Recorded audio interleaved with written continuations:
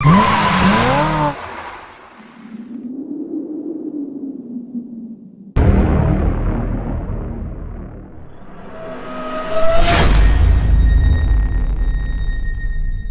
my dear students. This is Engineer Shan Malik, your physics mentor.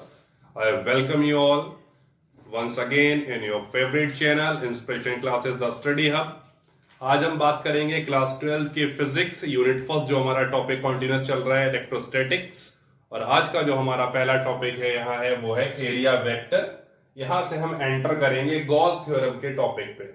तो area vector हम लोग सभी class 11 में पढ़ चुके हैं। एरिया वेक्टर का मतलब यह है किसी एरिया का वेक्टर। अगर मैं डेफिनेशन की बात करूं तो इसकी डेफिनेशन है a vector is associated with each and every area element which is in the direction outward normal from that area। जैसे मान लीजिए कि ये कोई आपका एरिया है ए, और यहीं पे मैंने एक छोटा सा एलिमेंट्री पोर्शन ले लिया डीए। तो इसका जो वेक्टर होगा एरिया वेक्टर वो बाहर की तरफ होगा। ठीक है, ये रहा एरिया वेक्टर। अब वेक्टर सभी जानते हैं कि वेक्टर में उसका मैग्नीट्यूड होता है और उसकी डायरेक्शन होती है। तो मैं यहां बात करूं तो डी ए इसका मैग्नीट्यूड हो गया और मैं एन कैप ले रहा हूं इसकी डायरेक्शन के लिए। समझाने के लिए मैं आपको समझाता चलूं, मेरे पाम को ध्यान से देखिए। मान लीजिए ये कोई एरिया है, सर्कल दिख रहा होगा, ये कोई भी एरिया है। अब इसका मुझे इस पॉइंट पे छोटा सा एलिमेंटल पोर्शन लेना है और मुझे एरिया वेक्टर चाहिए। तो आउटवर्ड नॉर्मल, अब ये जो मेरे हाथ में मार्कर है मेरी पाम पे, ये मान लीजिए एरिया वेक्टर है जिसकी डायरेक्शन आउटवर्ड नॉर्मल है। नॉर्मल मतलब ये देखिए जो सरफेस है उससे 90 डिग्री एंगल बनाएगा, तो इसे हम एरिया वेक्टर कहते हैं। एरिया वेक्टर समझ गए होंगे सब। तो our next topic is electric flux. लिख दीजिए इंपॉर्टेंट। तो फ्लक्स को डिनोट करते हैं लेटर फाई से। ये लेटर दिख रहा होगा फाई। इलेक्ट्रिक फ्लक्स की बात कर रहा हूं, यानी कि हमने ई लगा दिया यहां इसके बेस पे सफिक्स में, तो ये हो गया इलेक्ट्रिक फ्लक्स। तो इलेक्ट्रिक फ्लक्स क्या है? इलेक्ट्रिक फ्लक्स आपकी एक फिजिकल क्वांटिटी है एक्चुअली, जिसका बेसिक मेजर ये है कि कितनी इलेक्ट्रिक फील्ड लाइंस नॉर्मली किसी सरफेस को पास कर रही हैं। कितनी इलेक्ट्रिक फील्ड लाइंस किसी सरफेस को नॉर्मली पास कर रही हैं। That means the count of electric field lines passing through a surface normally is the amount of electric flux linked through that surface. तो मान लीजिए आपका ये कोई आपका सरफेस है और इसमें इलेक्ट्रिक फील्ड की डायरेक्शन ये रही आपकी, इलेक्ट्रिक फील्ड की डायरेक्शन हो गई। ये जो एरिया है वो कैपिटल ए है। यहीं पे मैंने एक छोटा सा एलिमेंटल पोर्शन ले लिया डी ए, जिसका एरिया वेक्टर आपका ये जा रहा है, और ये इलेक्ट्रिक फील्ड से एक एंगल बना रहा है थीटा। इलेक्ट्रिक फील्ड से एक एंगल बना रहा है थीटा, ये कंडीशन है। ये कोई सरफेस है, इलेक्ट्रिक फील्ड से थीटा एंगल बना रहा है। ठीक है, तो इलेक्ट्रिक फ्लक्स का जो मेजर होगा वो सिंपली डॉट प्रोडक्ट होगा इलेक्ट्रिक फील्ड और एरिया वेक्टर का।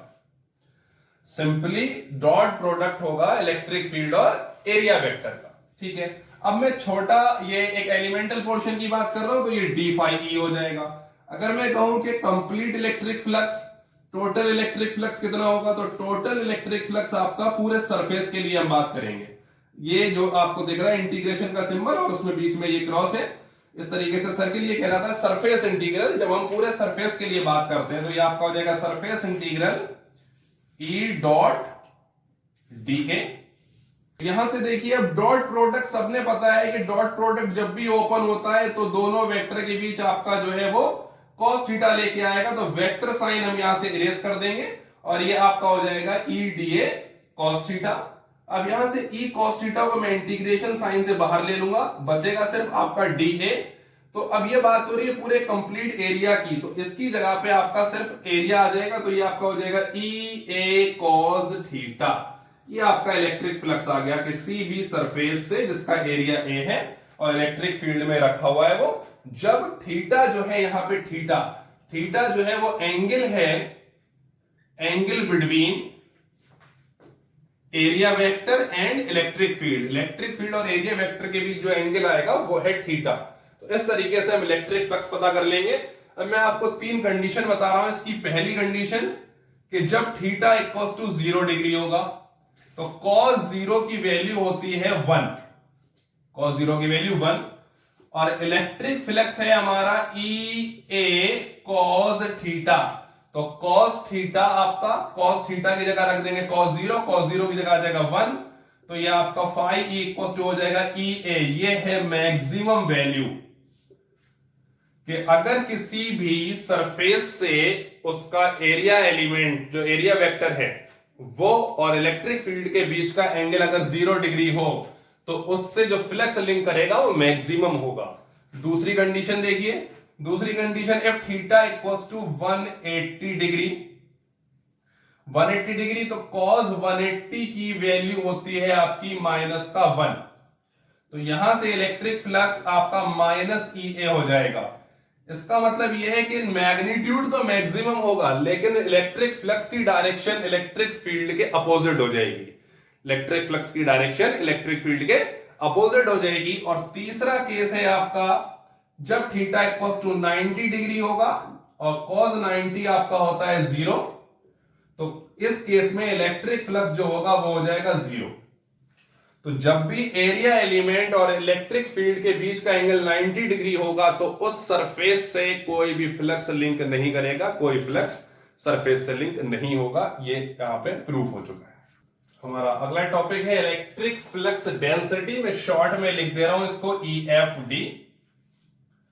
तो इलेक्ट्रिक फ्लक्स डेंसिटी का मतलब यह है कि आपका जिस सरफेस पे फ्लक्स लिंक है उसके किसी पर्टिकुलर पॉइंट पे कितना इलेक्ट्रिक फ्लक्स है, उसमें वहां डेंसिटी क्या है इलेक्ट्रिक फ्लक्स की। तो फॉर्मूला है electric flux density can be calculated by electric flux per unit area, electric flux per unit area. तो electric flux per unit area, electric flux आपका होता है ई ए और एरिया ई से ई कैंसिल, तो यहां पे सिर्फ और सिर्फ आपका बचा इलेक्ट्रिक फील्ड।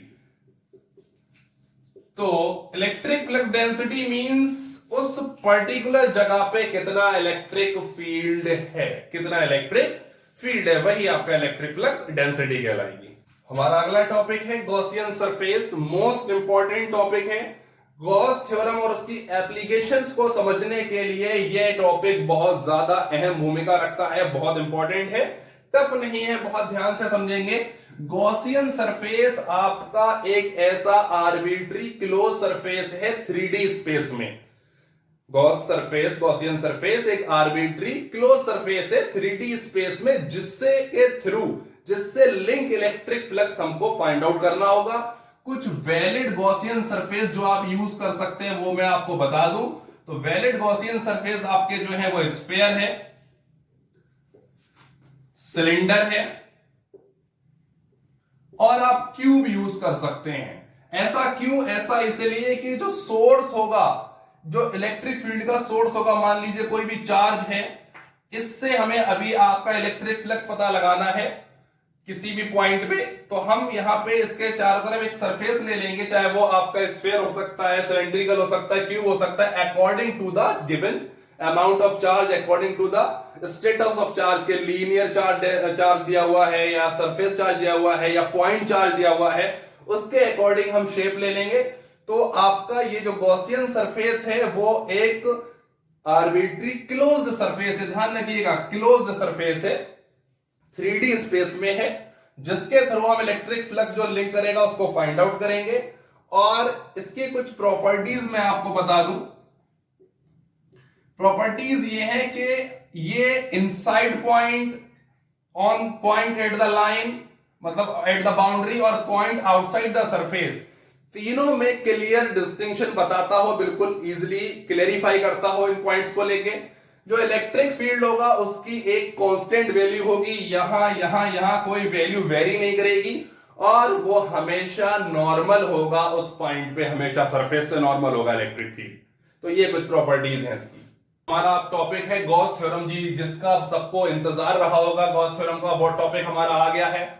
तो गॉस थ्योरम जो है वो एक थ्योरम है जो एक डेफिनेशन देती है, जिस डेफिनेशन के तहत ये कहा गया कि the total electric flux linked through any close surface, मान लीजिए ये कोई क्लोज सरफेस है, the electric flux linked through any close surface, इससे मान लीजिए ये कोई phi E electric flux link है, the amount of electric flux linked through any close surface is equal to 1 upon epsilon naught times 1 upon epsilon naught times the net charge enclosed by it, the net charge enclosed by it, यानी कि इस surface के अंदर कितना charge electric charge enclose होगा उसके 1 upon epsilon naught times ही उसका electric flux उससे लिंक होगा। यही गॉस थ्योरम का जो है वो स्टेटमेंट है। तो ये हो गया Q बाय एप्सिलॉन नॉट।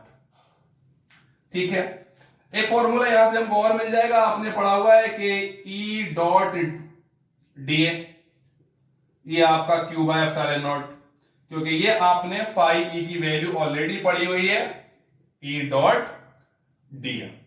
तो यहां से दोनों वैल्यू को इक्वेट कर दिया, एक और इक्वेशन मिल जाती है। ये रही आपकी डेफिनेशन का स्टेटमेंट कि the amount of flux linked through any close surface is equal to the 1 upon epsilon times to the net charge enclosed by it. अब इसकी डेफिनेशन इलेक्ट्रिक फ्लक्स की ये हो गई। मैं एसआई यूनिट बताना भूल गया आपको, तो एसआई यूनिट देखिए, आपका इलेक्ट्रिक फील्ड है और एरिया है, सिर्फ दो ही टर्म है यहां पे।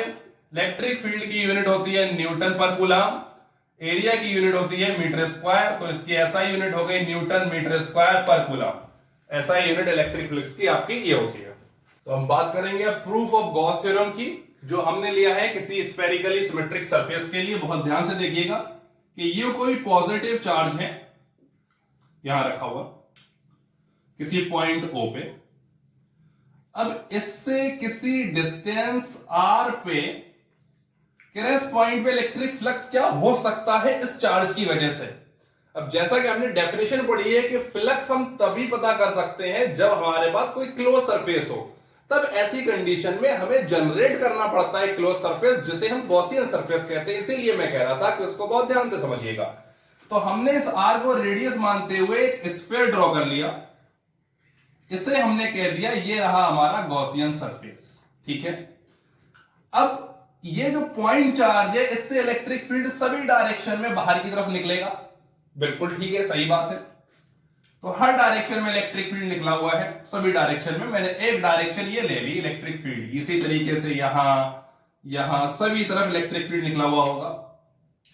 अब जो पॉइंट था ये, अब रेडियस R मान के ये स्फीयर लिया है, तो यही R डिस्टेंस पे ये पॉइंट यहां पे मुझे जो है वो इलेक्ट्रिक फ्लक्स इस पॉइंट से जो चाहिए पास होता हुआ।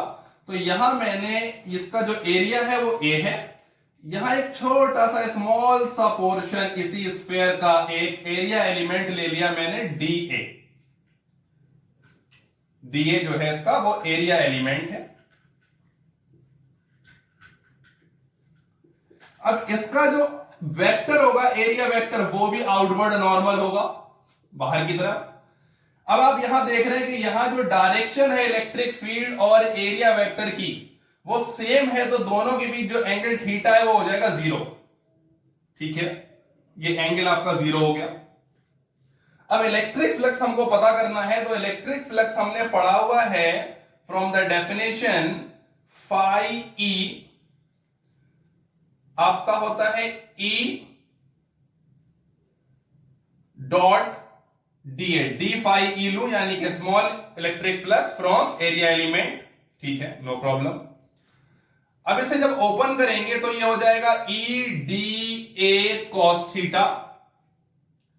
तो ये आपका EDA cos थीटा की जगह cos 0 की वैल्यू 1 होती है, तो ये हो गया EDA, यानी कि इलेक्ट्रिक फ्लक्स जो इस एरिया एलिमेंट से पास हो रहा है। अगर मैं कहूं टोटल इलेक्ट्रिक फ्लक्स जो इस पूरे सरफेस से पास हो रहा हो, तो वो आपका हो जाएगा सरफेस इंटीग्रल, किसके लिए, डी फाई के लिए। हम पूरे सरफेस की बात कर रहे हैं, तो पूरे सरफेस के लिए आपका डी फाई की वैल्यू रख दूंगा मैं EDA। ठीक है, नो प्रॉब्लम। तो E एज इट इज, और ये DA मैं पहले ही बता चुका हूं कि ये जो अमाउंट है ये आपका टोटल एरिया बन जाता है, तो ये हो गया EA। तो फाई की एक वैल्यू मिल गई हमको EA। ठीक है, इक्वेशन 1 कह दीजिए। गॉस थ्योरम से आपकी जो एक डेफिनेशन आई थी फाई इक्वल्स टू, वो था आपका Q अपॉन एप्सिलॉन नॉट। ये डेफिनेशन आपकी आ चुकी है ऑलरेडी, यही हमको जो है वो प्रूफ करना है, यही प्रूफ करना है। ठीक है, तो जब हम बात कर रहे हैं, जो फर्स्ट इक्वेशन है आपकी, तो phi E equals to electric field हमने पढ़ा है K Q upon R square, जिस पॉइंट पे मेजर कर रहे हैं हम वो डिस्टेंस, तो K Q upon R square. Area sphere का 4 पाई आर स्क्वायर, ये आर स्क्वायर से आर स्क्वायर कैंसिल हो गया। के की वैल्यू हम ऑलरेडी पढ़ चुके हैं, K equals to 1 upon 4 pi epsilon naught. तो के की value 1 upon 4 pi epsilon naught into Q और 4 पाई, तो ये 4 पाई से 4 पाई कैंसिल, क्या बचा क्यू अपॉन एप्सिलॉन नॉट। तो phi E equals to Q upon epsilon naught. देखिए यही हमको प्रूव करना था। तो गॉस थ्योरम यहां से आपकी प्रूफ हो चुकी है किसी स्फेरिकली सिमेट्रिक सरफेस के लिए। बहुत इजी है और बहुत आपका जो है स्मॉल सा डेरिवेशन है। यहां एक बहुत इंपॉर्टेंट पॉइंट बताना चाहूंगा मैं आपको, नोट करके लिख लीजिए इसको। वो पॉइंट क्या होगा कि if there is a dielectric medium, there is a dielectric medium, DM, हाँ डाइलेक्ट्रिक मीडियम है, डिस्ट्रिक्ट मैजिस्ट्रेट नहीं है, ठीक है, घबराइएगा नहीं। ठीक है, मान लीजिए जो अभी हमने पूरा सेटअप लिया उसको किसी डाइलेक्ट्रिक मीडियम में रख दिया जिसका कांस्टेंट जो है वो के है। तो इलेक्ट्रिक फ्लक्स किसी मीडियम के लिए, इलेक्ट्रिक फ्लक्स जो आपका एयर में आता है उसको डिवाइड कर देंगे के टाइम्स, यानी कि जो इलेक्ट्रिक फ्लक्स है वो रिड्यूस हो जाएगा, डिक्रीज हो जाएगा, डिक्रीजेस इन अ डाइलेक्ट्रिक मीडियम। ये ध्यान रखिएगा कि इलेक्ट्रिक फ्लक्स डाइलेक्ट्रिक मीडियम में जाते ही रिड्यूस होने लगता है, डिक्रीज हो जाता है। मोस्ट इंपॉर्टेंट क्वेश्चन, डेरिवेशन की फॉर्म में भी हो सकता है। Prove that Gauss theorem is true for any close surface, इसकी हेडिंग ये भी हो सकती है कि proof of Gauss theorem for any close surface, यानी कि ऐसा सरफेस जो सोर्स चार्ज के अबाउट सिमेट्रिक नहीं है, कोई भी सरफेस हो सकता है। तो यहां देखिए हमने एक ओ पॉइंट पे सोर्स चार्ज ले लिया Q, जिसकी वजह से r डिस्टेंस पे हमको यहां पे को पॉइंट P पे जो है इलेक्ट्रिक फ्लक्स पता लगाना था। ये जो आपको देख रहा है बाउंडेड ऐसे एरिया, ये कोई भी क्लोज सरफेस है, आप सामने से देख रहे होंगे, बिल्कुल ये इस चार्ज के अबाउट सिमेट्रिक नहीं है, कोई बात नहीं। इस r डिस्टेंस पे पॉइंट P पे हमने जो है एक स्फेरिकल एरिया एलिमेंट ले लिया, ये एरिया एलिमेंट ले लिया हमने यहां पे, और यहां से अब एक सॉलिड एंगल सबटेंडेंट होगा। एरिया एलिमेंट एक एंगल सबटेंडेड करेगा इस पॉइंट O पे, सॉलिड एंगल। तो सॉलिड एंगल निकालने का फॉर्मूला होता है एरिया अपॉन जितनी जो उसकी रेडियस है उसका स्क्वायर। तो यहां पे जो एरिया एलिमेंट है वो आपका थीटा एंगल बना रहा है, तो इस इलेक्ट्रिक फील्ड की लाइन में, यानी कि जो स्ट्रेट लाइन में इसका कंपोनेंट आएगा वो आएगा डीए कॉस थीटा। तो DA cos theta upon R square, यहां से सॉलिड एंगल हो जाएगा। बाकी डायग्राम आप बिल्कुल सामने देख रहे हैं। अगर मैं बात करूं कि electric flux through area element, electric flux through area element, तो डी फाई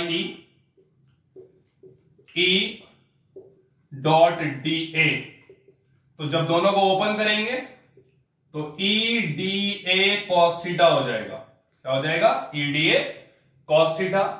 ठीक है, तो डी फाई ई, आप ई की वैल्यू सभी जानते हैं, के क्यू अपॉन आर स्क्वायर होती है। डी ए कॉस थीटा, अब यहां से देखिए आपके पास है D omega equals to D A cos theta upon R square. तो डी ए कॉस थीटा की वैल्यू हो जाएगी D A cos theta equals to हो जाएगा D omega into R square. तो यहां डी ए कॉस थीटा की जगह, इसकी जगह मैं रख दूंगा D omega into R square. ये आर स्क्वायर से आर स्क्वायर कैंसिल हो जाएगा। D phi E equals to, अब इस के की जगह मैं आपका रख दूंगा 1 upon 4 pi epsilon not Q और डी ओमेगा। अब मैं बात करूंगा therefore total electric flux, total electric flux. तो टोटल इलेक्ट्रिक फ्लक्स की बात करेंगे तो टोटल इलेक्ट्रिक फ्लक्स आपका पूरे सरफेस के लिए हम बात करेंगे, यहां पे क्लोज इंटीग्रल ले लिया, तो ये आपका हो जाएगा 1/4πε0 Q into integral of surface integral D omega. अब डी ओमेगा का पूरे सरफेस के लिए 4 पाई होता है स्फीयर के केस में, और यहां पे स्फीयर का केस है तो स्फीयर के केस में ये 4 पाई होता है। क्लास 11 में सॉलिड एंगल का केस आप लोगों ने काफी अच्छे से पढ़ रखा होगा। तो 1/4πε0 इंटू क्यू, और इतने की जगह आपका आ जाएगा 4 पाई। तो ये 4 पाई से 4 पाई कैंसिल, और यहां से phi equals to Q upon epsilon. देखिए गॉस थ्योरम का स्टेटमेंट आपका जो है वो आ गया यहां पे। तो गॉस थ्योरम प्रूफ हो जाती है किसी भी क्लोज्ड किसी भी क्लोज सरफेस के लिए, चाहे वो स्फेरिकल है या नहीं है। स्फेरिकल के लिए हम पहले ही प्रूफ कर चुके हैं, ये किसी भी क्लोज सरफेस के लिए आ गई।